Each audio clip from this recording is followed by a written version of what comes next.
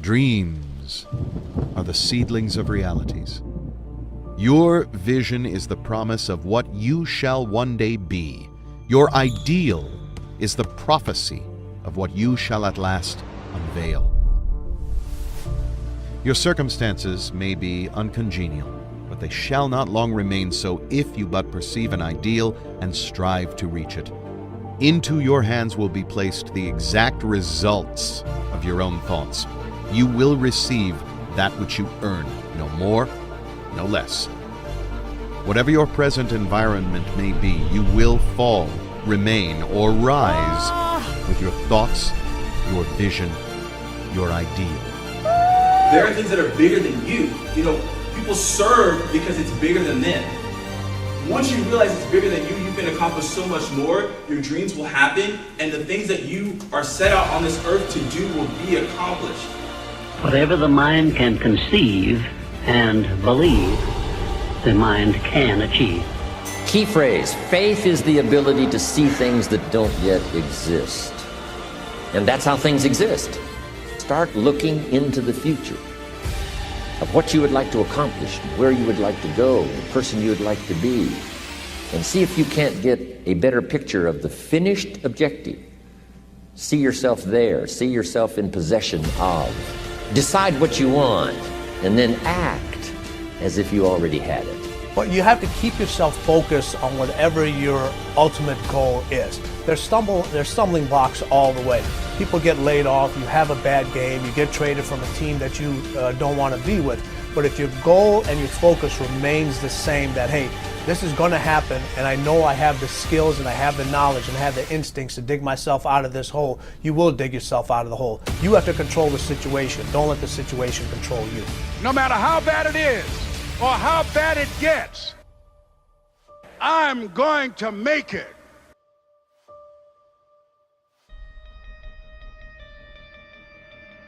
A man should conceive of a legitimate purpose in his heart and set out to accomplish it. He should make this purpose the centralizing point of his thoughts, but whichever it is, he should steadily focus his thought forces upon the object which he has set before him.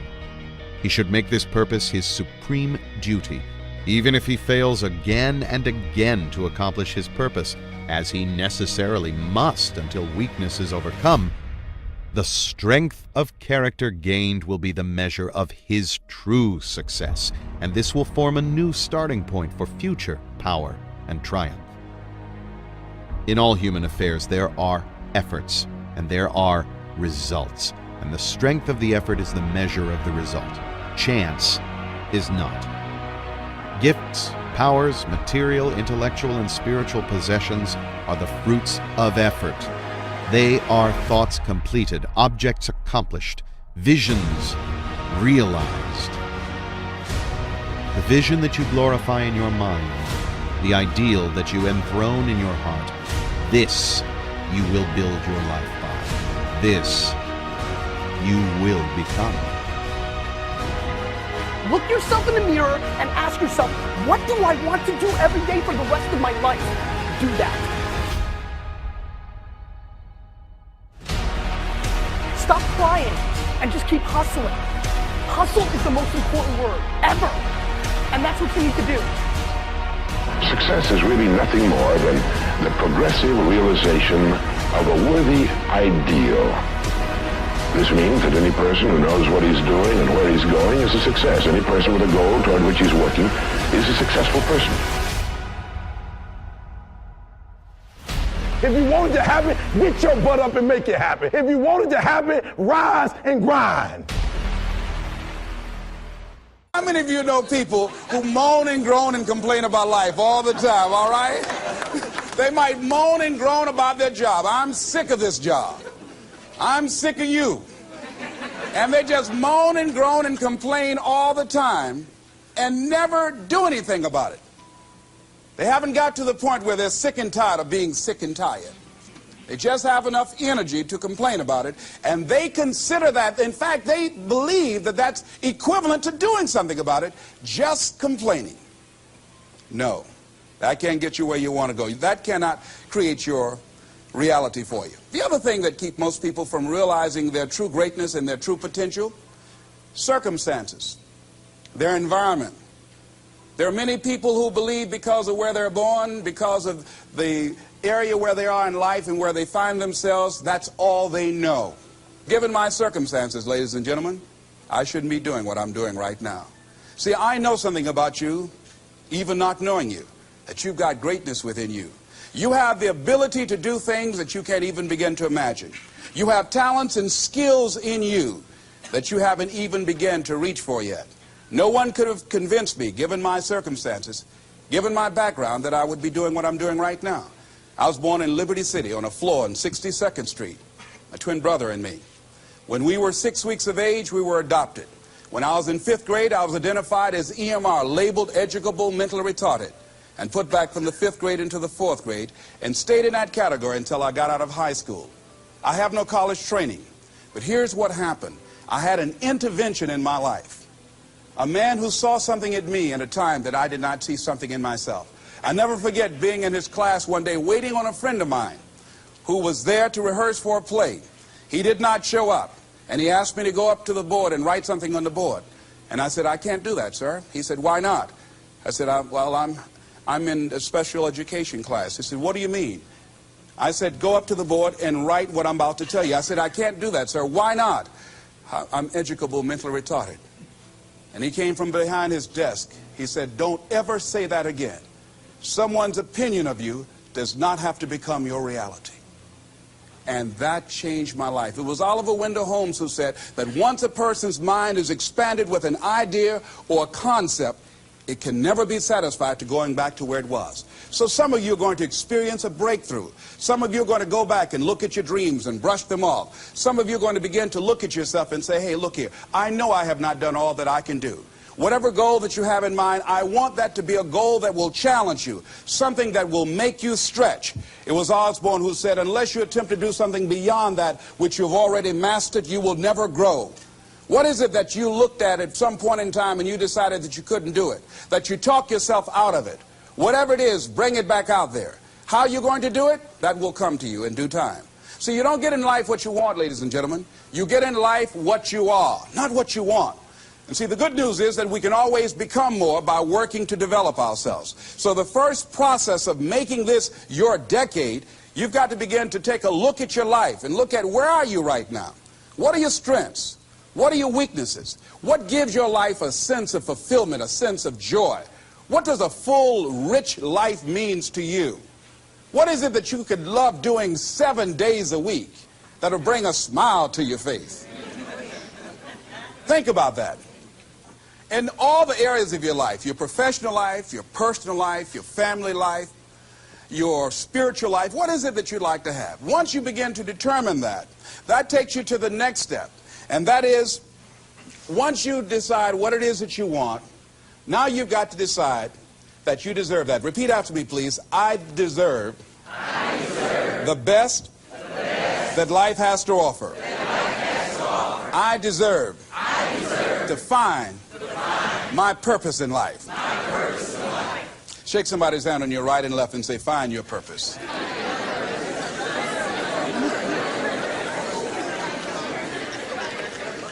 Do you know by actively pursuing your purpose, it could perhaps extend your life? The number one killer in this country of all the diseases we have, heart disease. That's the number one killer. And if you ask most people, when is it that the majority of people have their first major heart attack? Some people will tell you as a result of obesity, or smoking cigarettes, or high cholesterol, or high blood pressure. And all of those are contributing factors. However, the truth of the matter is that most people don't realize that the majority of people suffer their first major heart attack on Monday morning between 8 a.m. and 9 a.m. People getting ready to go to jobs that they don't like, jobs that are making them sick. You see, when you're not pursuing your goal, you are literally committing spiritual suicide. When you have some goal out here that you're stretching for and reaching for that takes you out of your comfort zone, you'll find out some talents and abilities you have that you didn't know you have. I started speaking just to elementary school kids because I knew they didn't know what I was talking about. And they gave me all kind of standing ovation. We like you, yeah. Then I graduated up to junior high school, and then to senior high school, and then to various community groups and church groups and civic associations, and then to colleges and to businesses. Now I'm traveling across the country and then traveling nationally and internationally. But I never would have discovered what I'm able to do right now if I wasn't willing to take a chance.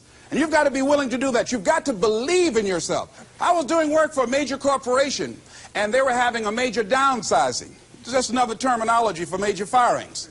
And so the people that were working there, they approached them and said, listen, you are eligible for early retirement. We will give you a buyout package of $300,000 if you take it within this time frame. However, after this time frame, when we have the downsizing, you might be among the people cut, and you will lose all of benefits that we're talking about right now, and the most you can get is 2 weeks severance pay. Ladies and gentlemen, only 50% of the people that were eligible took this. Let me tell you something. If I'd been there, I'd have gone to ask for your check. Listen, Marvin told me to get his check. He's home with his mama. What?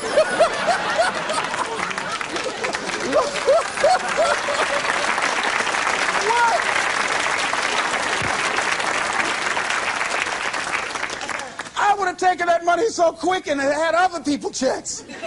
I said, Les got your check. See, ladies and gentlemen, life is too short trying to play it safe. It's too short and unpredictable, being miserable. It's too short for that. Here's the thing. There's no safe position in life. Let me tell you why. It's a quiet secret that most people don't realize. You can't get out of life alive. Hello, you can't get out of life alive. So there's no safe position. You can die in the bleachers or you can die on the field. You might as well come out on the field and have a good time, right?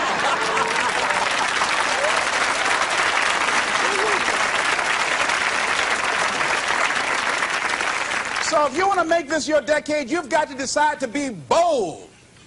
See, you got to be bold in life. You got to take life on. I remember I was at a major corporation. I had to give a presentation, and there were two guys sitting across from me, and the guy said to the other fellow, looking at the last two finalists, and that involved my firm and their firm, said, listen, looking at the credentials, this guy doesn't have any credentials. We have an advantage here. We've got 2 PhDs between us. I got up and I went in the bathroom and started talking to myself. I said, Les Brown, what do you care about their 2 PhDs? You have 6 children. And a mama to take care of. And I went in that meeting, and first of all, I went there walking bold, looking good, feeling good, and smelling good, all right?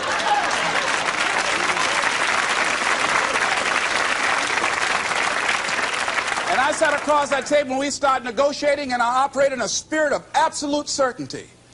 I looked at them as if the only reason that they were born was to give me that contract. They survived 1 out of 9 million sperms to carry out this transaction. And I got the contract. Hello.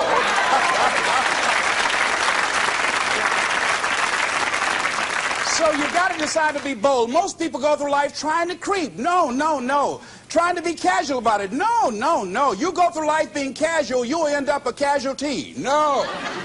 You've got to be bold in life. You've got to take life on. Now, here's something else. You must be positive. See, a lot of people, when things don't happen when they want it to happen, they become negative, and they turn out and start projecting a lot of negative energy.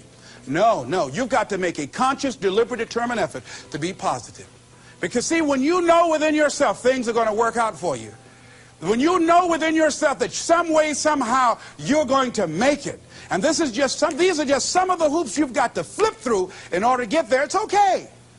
Have a friend who went to get a job, and the people didn't hire him. He was so negative. Well, hey, to hell with you then. Wait a minute. They just don't have a job today. Don't burn your bridges behind you. Don't talk about the guy's mama. Come on.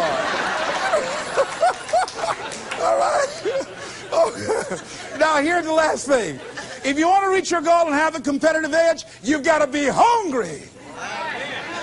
A lot of people love me to tell this story. When I got out of school, you know, my first major goal was to buy my mother a home, and my hero in broadcasting was Paul Harvey, and I wanted to become involved in broadcasting, and I loved the disc jockeys that were on the air. and I wanted to become a disc jockey. And Mr. Washington said something to me that I'll never forget, who was my mentor in high school. Repeat this. Whitney Young is his quote. It's better to be prepared, for an opportunity, and not have one, than to have an opportunity and not be prepared. See, so I started working to develop my communication skills and expand my vocabulary. I started visualizing myself being a disc jockey. I saw myself on the air having a talk show and playing records and people listening to me. That was my vision. That was my dream. I held that in mind constantly. And I would practice all the time. Practice makes what? Absolutely not. Just dislodge that from your mind. Practice only makes improvement. Perfection doesn't exist. They need to take it out of the dictionary. It doesn't exist. Practice only makes improvement. You can always better your best. You have not done your best work yet. As long as you're here, you have a chance to transcend yourself. So don't believe in perfection. It doesn't exist. It only makes improvement. So I would practice every day. And finally, I went over to this radio station, asked a guy for a job named Mr. Butterball, and I said, how you doing, sir? I'd like to get a job. I was working on Miami Beach at the Fontainebleau Hotel at the time. The Jackie Gleason and the June Taylor dances were famous. And my favorite program on television, most people would not remember it. John Beresford Tipton. Hi, my name is Michael Anthony. I have a check for $1 million. How many of you remember that program, all right? The Millionaire. That was my favorite program on television, you know. So this is my fantasy, you know. And every time we would drive from Miami Beach, I would fantasize, oh, that's the house. When I get my million, I'm going to buy my mother that home over there. So that's my fantasy. So I went up to Mr. Butterball, and he said, do you have any radio experience? I said, no, sir. You have any background in journalism? I said, no, sir. I said, but I can never get experience if you don't give me the opportunity. I've been practicing a lot, sir. He said, I'm sorry, we don't have any job for you. I said, thank you, sir. He didn't know my reasons for being there. My reason, I wanted to use radio as a means to earn the money to buy my mother a home. I went back to the radio station again. I said, how you doing, Mr. Butterball? My name is Les Brown. I know your name. Didn't I just see you here yesterday? I said, yes, sir. I said, y'all have any jobs here? Didn't I tell you yesterday we didn't have any jobs? Yes, sir, but I thought maybe somebody got fired or resigned. I didn't know, sir. I went the next day. How you doing, Mr. Butterball? He said, yes. And I just didn't take it personal. How you doing? So y'all have any jobs here? Didn't I just tell you yesterday and the day before we didn't have any work? Well, I thought maybe somebody died, sir. I didn't know. I went the next day, showed up like nothing was wrong, like I saw him for the first time. How you doing, Mr. Butterball? Y'all having here? He said, boy, make yourself useful. Go get me some food. I said, yes, sir. See, many times when you want more, you've got to be willing to pay your dues. So I became their errand boy. I would get their lunch and their dinner and all kind of food for them. After a while, I would take the food to them in the control room, and I would not leave until they would ask me to, and I'd watch them working the controls, and I'd memorize their hand movements. And pretty soon, they would trust me with their cars to go pick up entertainers that came into town, entertainers like Sam Cooke, Dinah Ross and the Supremes, the Four Tops and the Temptations. I would drive them all over Miami Beach in the disc jockeys' cars. I didn't have any driver's license, but I was driving like I had some.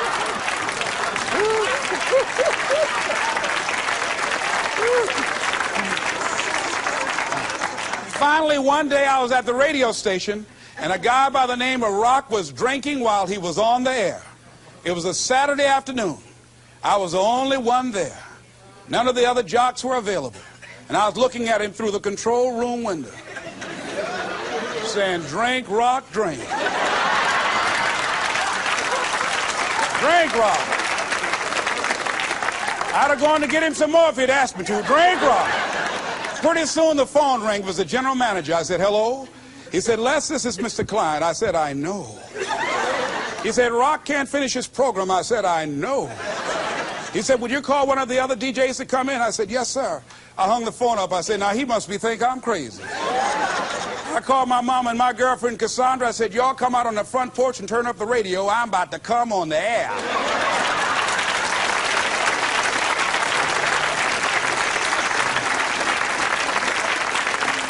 I waited for about 20 minutes, and I called him back. I said, Mr. Klein, I can't find nobody. He said, young boy, do you know how to segue the records? I said, yes, sir. He said, go in there and don't say nothing here. I said, yes, sir. I couldn't wait to get behind those controls. I put the headphones on. I said, look out, this is me, LB, Triple P, Les Brown, your platter playing papa. There were none before me, and there will be none after me. Therefore, that makes me the one and only. Young and single and love to mingle, certified, bona fide, indubitably qualified to bring you satisfaction, whole lot of action. Look out, baby, I'm your love man. I was hungry.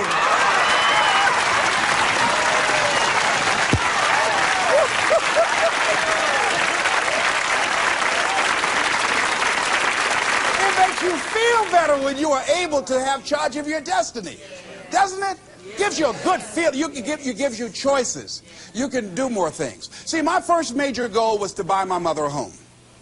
I feel like Abraham Lincoln, who said, all that I am and all that I ever hope to be, I owe to my mother. And I said to my mama one day, I said, Mama, when I become a man, I'm going to buy you a home. And you won't have to go to work every day. You won't have to work. You just sit down, Mama. She was getting up, getting dressed to go to M&M cafeteria. I was just following her around. I said, watch, Mama. One day you won't have to leave here to go to work no more. It's raining outside. You won't have to go to work in the rain. You just do what you want to do. Like stay home and fix me sweet potato pie. My mama fixed the kind of sweet potato pie you can't eat with your shoes on. You have to take your shoes off so you can wiggle your toes, all right? But that was my dream. That was my passion. I saw that, and that drove me. That was my reason for being. So one of the things, in order to make this your decade, in order to reach your goals, you've got to find some reasons that make you strong, some reasons that will make you hang in there when times get rough, because they're going to get rough. It's going to be very challenging. Whenever you decide that you want to grow, whenever you decide that you want to go to another level, all hell will break loose. Everything that will happen, rather that can happen, will happen, and at the worst possible moment. They call it Murphy's Law. See, whenever you decide that you want to go to another vibration, it's like when you get into an airplane. The first thing they tell you to do is do what? Fasten your seatbelt. Because you're going to experience some turbulence when you're going up. And some of you are already experiencing that turbulence. Don't be frightened by that. See, whenever you decide you want to go to another level, you've got to fasten your psychological, your mental, and your spiritual seatbelt. Because it's going to be a while before you experience a comfortable altitude. You're going to get there. It's there. But you've got to go through this phase here. This is how you grow. This is how you develop. See, life is like a roller coaster. Sometimes you're up, sometimes you're down. Sometimes things go well, and sometimes they don't go well. But in the down moments, that's when you discover who you are. During the down moments, see, in this prosperous time, you put it in your pocket. In the lean times, you put it in your heart. And that's when you discover who you are.